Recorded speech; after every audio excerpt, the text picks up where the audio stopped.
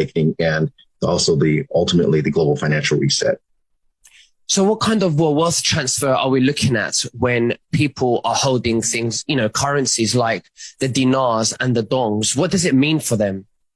So when you're buying dinars and dongs and zims, you're buying it for a fraction of cost. And then so those, they're actually like maybe under $1, or some of them are a few pennies. And so that's ultimately going to go where it's going to be more than 1-to-1. So it's going to go, in the case of the dinar, looking at, starting at 371, which is the rate that it was until it was taken off of when it was delisted. And now when it gets put back on, it's going to go there and then actually be allowed to float up.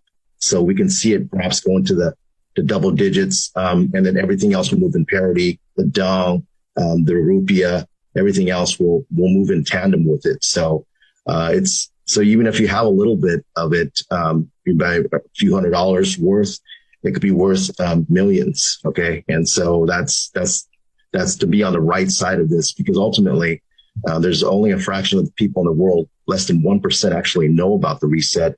And then 1/10 of 1% that actually has these currencies. So if you position yourself right, you're going to be, you're going to have the greatest wealth transfer and be on the right side. So absolutely.